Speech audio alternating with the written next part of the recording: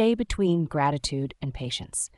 If you're listening to this as someone who's been through trauma or is battling any mental illness, I get it. This might trigger you, or you might think, I can't do that. And I completely understand. You don't have to listen to this part if it feels too much for you. Sometimes we need to heal to a certain extent before we can even begin to take in advice like this. So if, after hearing this, you're thinking, how can I do that? Or I've tried and nothing's changed, then, honey, please visit a psychologist. You might need far more than just this advice. But if you're still here, let's dive in. What do I mean by staying between gratitude and patience? Well, let's be real. Life isn't all sunshine and rainbows, right? We face hardships, we suffer. But how we react, how we handle those struggles, that's in our control. And when facing these challenges, a little patience and a pinch of gratitude can go a long way. We, as humans, have been conditioned to see the negative in everything. We're wired to focus on what's wrong, what's lacking, what's hurting. I was recently listening to a story about a family who lost their young child to illness. And instead of being consumed by anger or grief, the parents were expressing gratitude. They thanked God for giving them the opportunity to have that time with their child. They were grateful for the memories they created and for the chance to experience parenthood, even if it was brief. Now, I know this might trigger some of you. What kind of parents would say that? But if you take a deep breath and shift your perspective, you might begin to see it differently. They weren't ignoring their pain. They were channeling their grief into gratitude. They weren't denying the sadness, but they were choosing to see the good, even in the worst situation. They used gratitude to elevate their emotions, to raise their vibration in a moment of loss. And sometimes we can't quite figure out how to be grateful for certain sufferings. That's where patience comes in. Patience doesn't mean we accept mistreatment or toxic situations. Absolutely not. It simply means when we can't find gratitude, we can choose to be patient with ourselves. Patience helps us manage those low vibrational emotions, allowing them to pass without overwhelming us. Now, welcome back to my channel. I'm Arij, a psychologist and life coach, and I'm so happy you're here. If you're new, my mission is simple: to help you grow, change, and step into the best version of yourself. If you're serious about leveling up your life, check out my Patreon, where I share exclusive content, all my paid courses, and personal coaching. Let's take this journey together. Before we dive in, I want to take a moment to express my gratitude. First, to God for this incredible opportunity, and second, to all of you watching. I truly appreciate you. Now, I want you to do something with me. Repeat after me. I am accepting my real self. Got it? Great. Let's start with that mindset. Now let's dive into what I learned today. The physician-patient relationship is a dynamic one, evolving over time. It's not fixed because both the patient and the psychiatrist change throughout their interactions. Early on, a patient may misunderstand the psychiatrist, often due to first impressions. These impressions are not permanent, though, and as the patient gets to know the psychiatrist better, their perspective can shift. For instance, a patient might initially view their psychiatrist negatively, but over time, they may realize that the psychiatrist is in fact helpful, compassionate, and understanding. The speed at which a patient moves past these initial misjudgments can actually serve as an indicator of their progress in therapy. In the beginning, both patients and psychiatrists often make judgments based on social roles. When faced with unfamiliar settings, people tend to behave according to expected norms.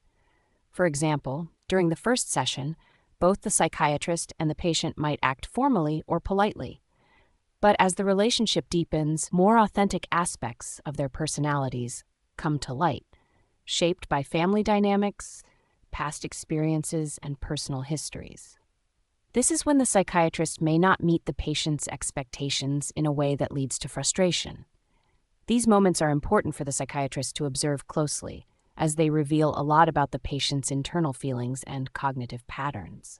Another key aspect of the initial connection between a psychiatrist and a patient is that it's often based on fantasy, unrealistic expectations of who the psychiatrist is or what they represent. For example, a patient might idealize the psychiatrist, viewing them as the perfect figure, like an ideal parent. However, as time goes on, these fantasies tend to fade, and the real professional nature of the relationship begins to form. For instance, a patient may initially believe their psychiatrist will always be kind and patient, akin to a nurturing mother. Over time, though, they may realize that the psychiatrist's role is not to offer comfort like a parent, but rather to provide professional support, which is far more valuable in terms of healing. This shift from fantasy to reality is essential for the patient's therapeutic growth.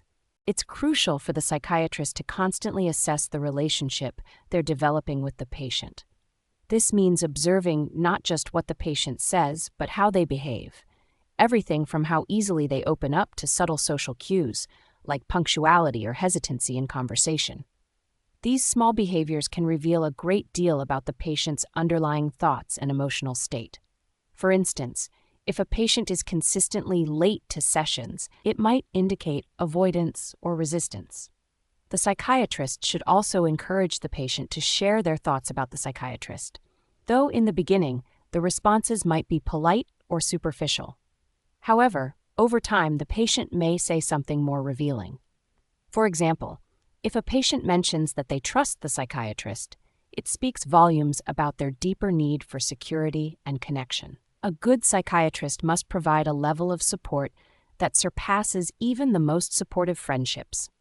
Friends, though often well-meaning, may not have the patience or ability to maintain a long-term focused relationship centered on healing. On the other hand, a psychiatrist must not only be patient and persistent, but also skilled at maintaining this therapeutic relationship throughout the course of treatment. 4 key qualities help a psychiatrist fulfill this role effectively: interest, acceptance, detachment, and flexibility. First, a psychiatrist must demonstrate genuine interest in the patient, not just in their symptoms, but in the person as a whole. This means being curious about the patient's life beyond their diagnosis, such as their strengths, hobbies, relationships, and goals. This broader curiosity helps the patient feel seen and understood as a full person, not just a collection of symptoms. Acceptance is also essential. The psychiatrist must be able to accept the patient unconditionally, even when the patient's words or actions might be challenging. This acceptance can be deeply healing for patients who may have felt rejected or judged by others in their lives. For instance, a patient might have been shamed for certain behaviors by family members, but in the psychiatrist's presence, they find a safe, non-judgmental space to explore their feelings. Detachment is another crucial quality.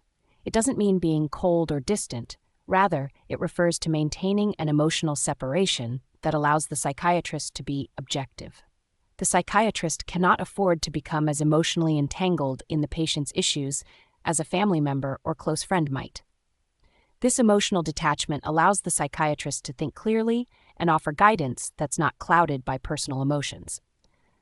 For example, if a patient expresses anger or frustration, the psychiatrist must remain calm and composed, responding thoughtfully rather than being swept up in the emotion.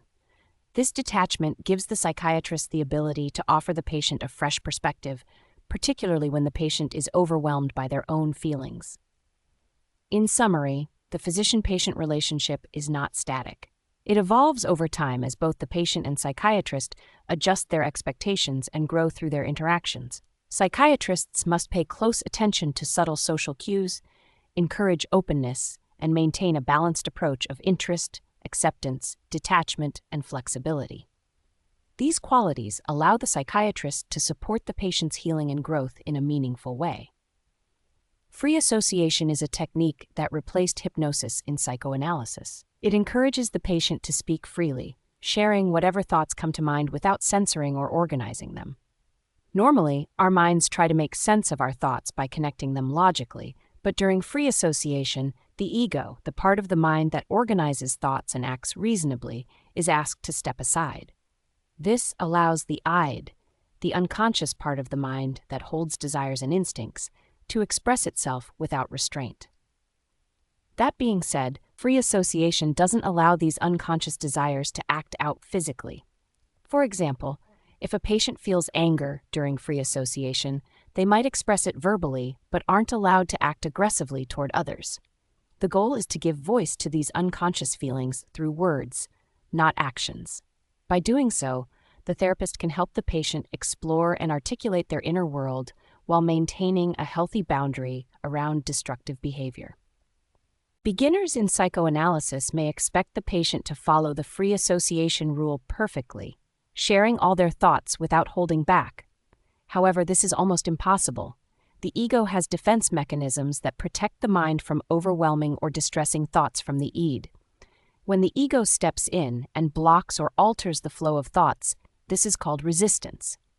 For example, a patient may suddenly go silent or change the subject when the conversation touches on something emotionally painful.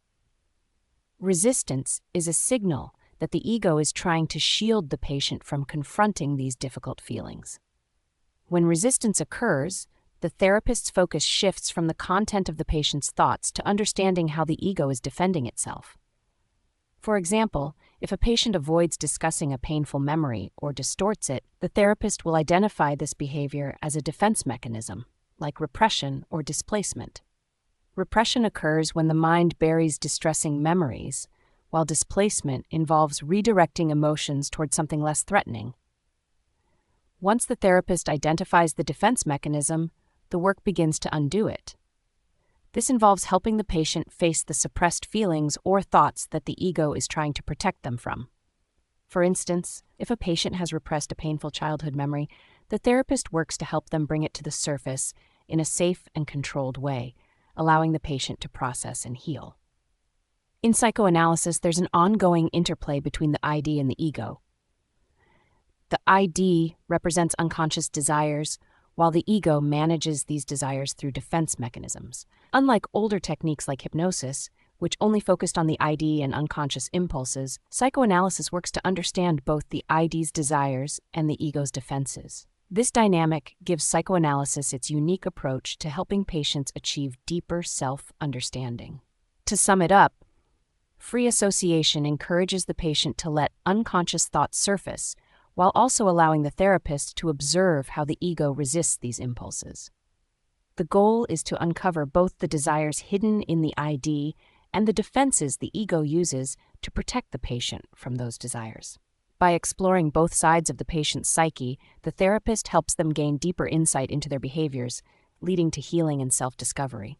Cognitive illusions, much like visual ones, have the power to deceive our thinking and shape our decisions in subtle yet impactful ways. Take, for example, a scenario from psychotherapy training. A therapist recounts a situation where a patient claims that multiple previous therapists misunderstood them. The current therapist, feeling a sense of uniqueness and capability, believes that they can finally help this patient. However, the cautionary advice given in training is clear. This is likely a psychopath using charm to create an illusion of understanding. This automatic sympathy that the therapist feels for the patient originates from what we call System 1, the brain's fast, intuitive system that operates quickly, almost automatically, without conscious effort.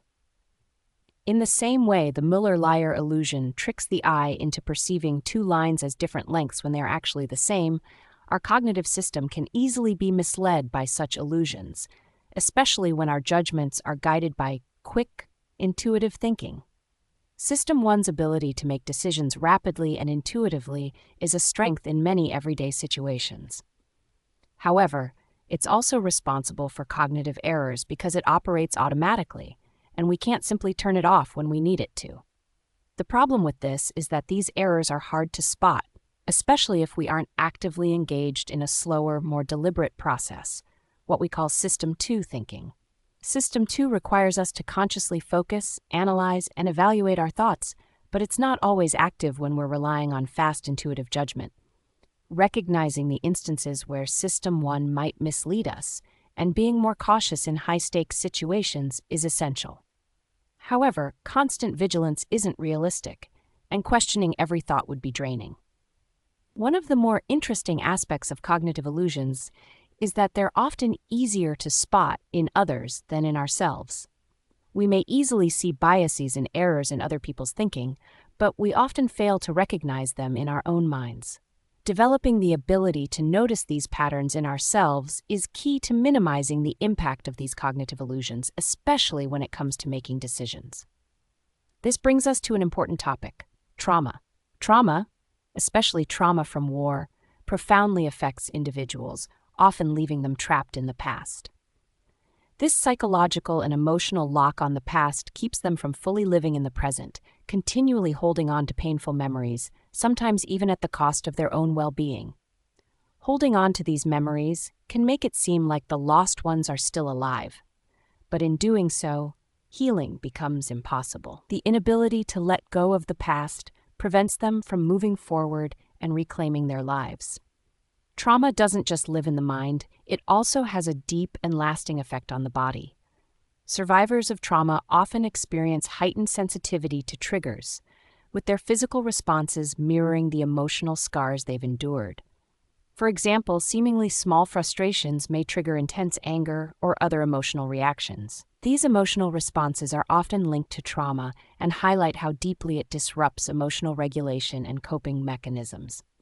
Rebuilding these skills that were lost during the trauma is a monumental challenge for many.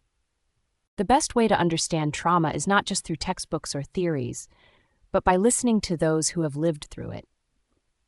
Personal stories from trauma survivors offer us the clearest and most profound understanding of its effects. These accounts shed light on nuances and complexities that can't be captured in clinical settings, providing a more complete picture of what it means to heal from such profound experiences. However, the story also illustrates many people deny or avoid confronting painful realities, whether that trauma stems from war, abuse, or violence. This denial creates barriers to healing, because those who are affected by trauma are often isolated in their suffering, forced to deal with their pain in silence. The refusal to acknowledge the depth of trauma is often driven by a reluctance to face uncomfortable truths, both individually and collectively. Another key element of trauma is the intense shame and self-blame that often accompanies it. When people engage in actions that feel foreign or out of character, like committing acts of violence or seeking revenge, it can create a profound sense of guilt.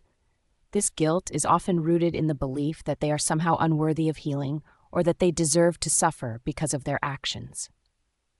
This belief makes recovery feel even more impossible and can isolate the individual from others as well as from their own sense of self. At its core, trauma disrupts more than just emotional well-being. It shatters a person's identity. The struggle to reconcile the person they were before the trauma with the person they need to become to move forward is an incredibly complex and painful journey. Confronting the emotional pain and finding ways to heal is a process that demands immense strength, time, and support. And before we close, I want to personally invite you to take your journey even further.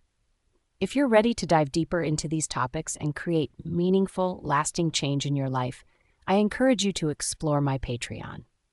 On my Patreon, you'll find exclusive content, in-depth courses, and personalized coaching, all crafted to support your personal growth. It's a place where you can connect with like-minded individuals, a community where we learn, grow, and thrive together. Thank you so much for joining me today. I hope you found valuable insights that you can take with you. Remember, every small step forward is still progress, so keep moving ahead, no matter how small the steps may seem. I look forward to seeing you in the next episode of What I Learned in a Day. And if there's a specific topic you'd like me to cover, please feel free to share it in the comments below. Your feedback truly means the world to me, and I'm here to create content that speaks to you and resonates with your experiences. Until next time, take care of yourself and keep shining bright.